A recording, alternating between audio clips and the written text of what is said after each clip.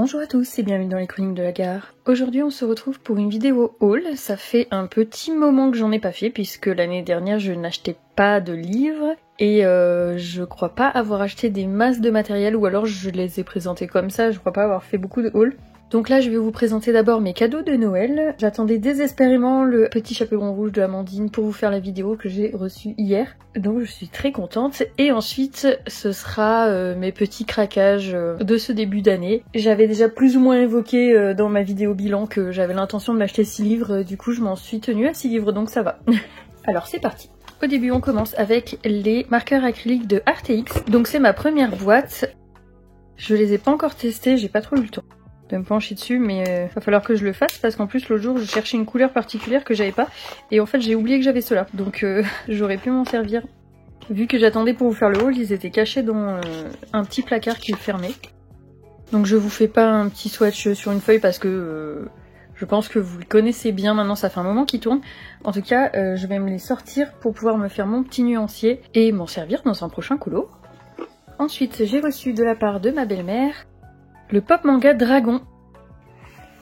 Je suis vraiment très contente de l'avoir, celui-ci il est très beau. À terme, Camilla Derico c'est une illustratrice que j'aimerais bien collectionner. J'ai déjà celui sur les sirènes et le Cute and Creepy. Le Cute and Creepy je suis quasiment pas allée dedans parce que, pour ceux qui avaient déjà suivi, c'est ma soeur qui me l'a offert et j'ai une de mes copines qui s'était acheté le même pour qu'on le fasse ensemble. On a fait un colo ensemble qu'elle n'a jamais fini et en fait je suis jamais retournée dedans parce qu'on était censé le faire ensemble, voilà. J'ai refait un petit duo avec Lilis dedans, donc maintenant je vais pas me gêner pour aller à l'intérieur. Mais voilà, du coup je m'étais restreint sur l'achat des autres livres puisque j'allais pas dans ceux que j'avais déjà. Mais en tout cas celui-ci il est très joli, je suis très contente de l'avoir. La page plume, je vous avoue que bon, j'appréhende un peu. Je sais pas ce que je vais faire. Est-ce que je vais faire un truc multicolore? Est-ce que je vais faire un truc avec une seule teinte? Après, elle est super pour s'entraider à faire des beaux effets plumes. Je pense que même si elle peut être très très longue, elle gagne à être travaillée. En tout cas, vu le nombre de plumes qu'il y a dans le livre, c'est pas déconnant de s'entraîner d'abord sur les grosses surfaces comme ça, pour pouvoir après faire un truc plus sympa sur le reste. Voilà, donc le premier livre que j'ai reçu. Ensuite, toujours de ma belle-mère, j'ai eu le Coloris Kingdom volume 2. Bon, en réalité, je les ai pris dans le désordre, mais j'ai aussi eu le volume 1, voilà, il n'y a pas de suspense. Je trouve les illustrations vraiment très très belles dans ces deux livres. J'avais regardé des reviews avant de les mettre dans ma liste, mais ça fait un petit moment, donc c'est un plaisir de les redécouvrir. En plus, il n'y a pas de verso, donc en feutre à alcool, on peut vraiment s'éclater là-dessus. Le papier, c'est du papier fin, je pense que, bon, ben, voilà, on a l'habitude. Donc faut trouver des techniques ou le crayon qui passe le mieux. Mais franchement, sont très très belles ces élus. Je les avais stockés dans mon meuble, du coup ils sont tout pliés. Après quand ils seront dans la bibliothèque, vu qu'ils seront écrasés entre les autres livres, ça devrait aller. Celui-là il est un petit peu plus sombre, de toute façon son nom l'indique, c'est dark et gothique. Mais j'aime beaucoup aussi. Le trait reste très fin, les colos ils sont très détaillés. Celle-là elle est très très belle, pleine de poésie. Je vous les passe vite fait, j'en saute plusieurs. Je vous fais pas de review, sauf si vraiment vous en voulez une. Mais je sais qu'ils ont déjà pas mal tourné, donc je préfère vous les passer vite fait. Ensuite, on passe au Disney. Donc toujours de ma belle-mère, j'ai eu le 300 coloriage qui ne rentre pas dans le cadre, évidemment. J'aime beaucoup celui-là, franchement, c'est un best-of de plein de choses. Et je pense que si quelqu'un a envie de se lancer dans le colo et qu'il a envie d'un peu tout essayer avant de décider ce qu'il aime bien, ce bouquin, il est vraiment super. Parce qu'il y a plusieurs blocs, je crois qu'il y a un petit peu de bestiaire dedans.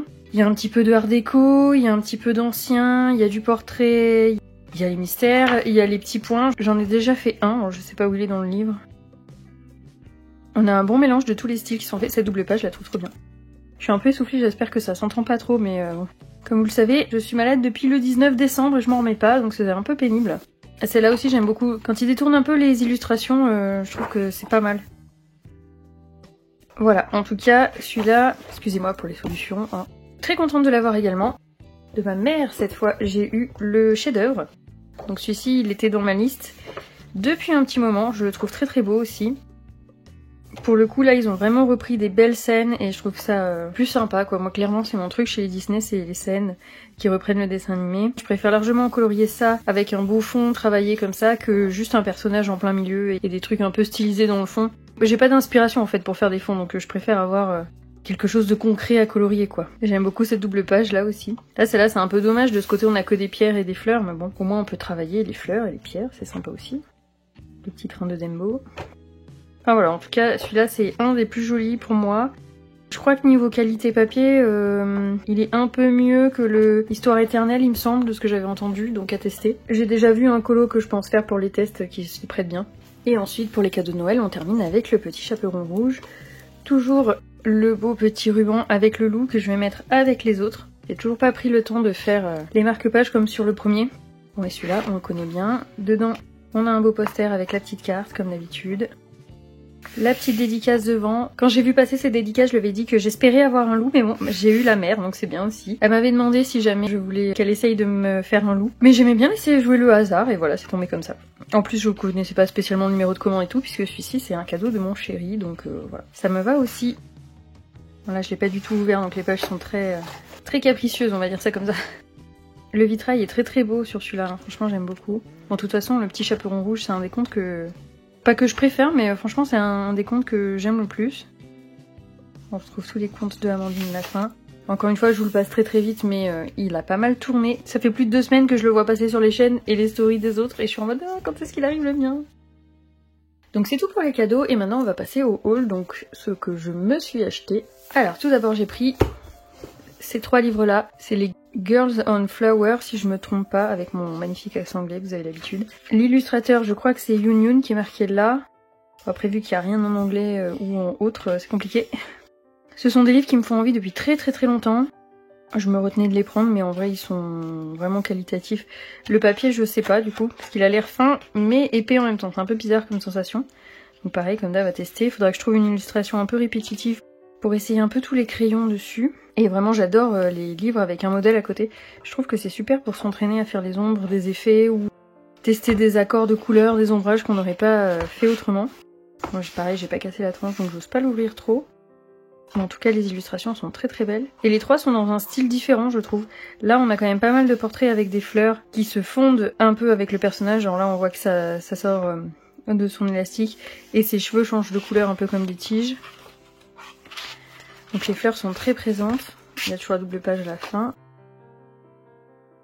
Dans le deuxième, il y a encore un peu des fleurs, mais je trouve qu'on est plus axé sur le personnage que vraiment un cadre comme on peut voir sur l'autre.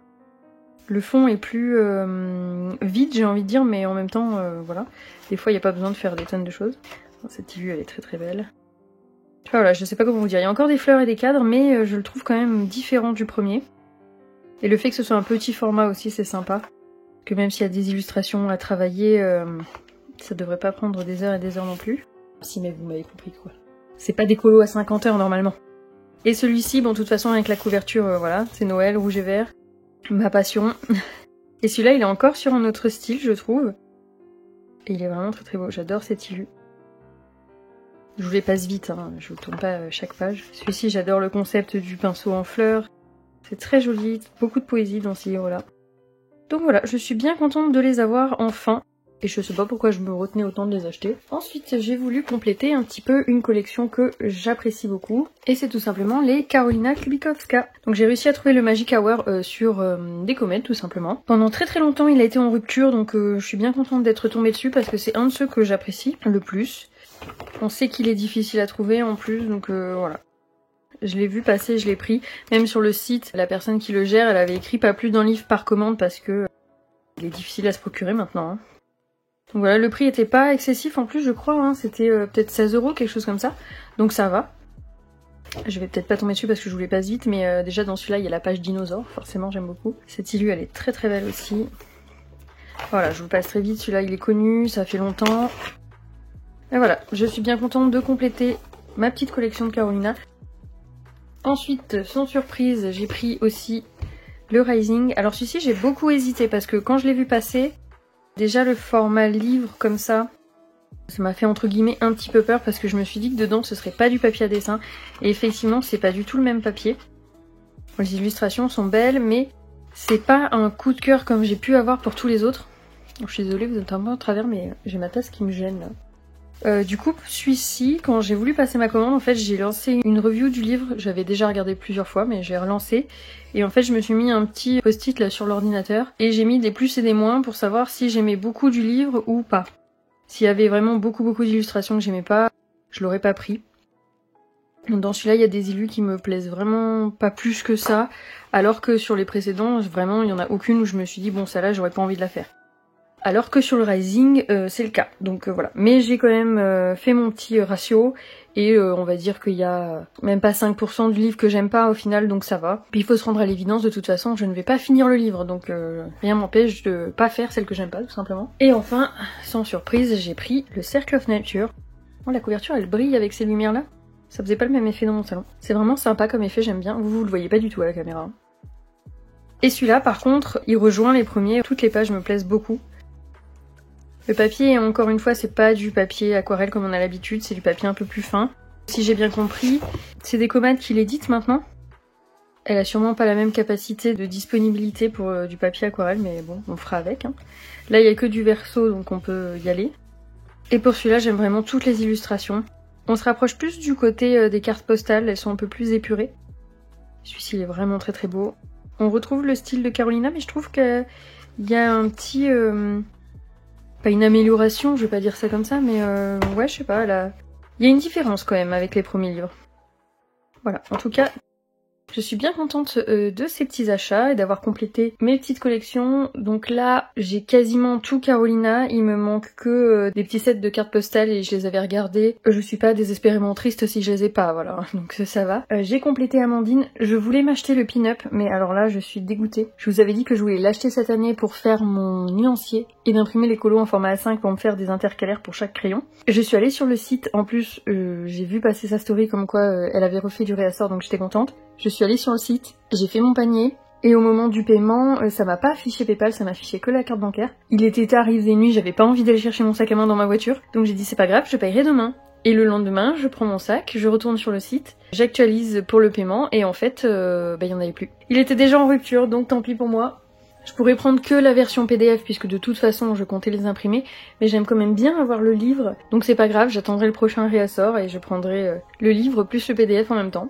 Peut-être que du coup je prendrai le Frix en même temps. Là vu que je venais déjà de prendre 6 livres, je voulais pas prendre les deux pour réduire un petit peu les coûts, hein, parce que bon, même si je me suis jamais fixé trop de limites dans ce que j'achète, je dépense pas plus que ce que je n'ai non plus. Sur ce, j'espère que ce petit haul vous aura plu, je vous souhaite une bonne journée et je vous dis à bientôt dans une prochaine vidéo.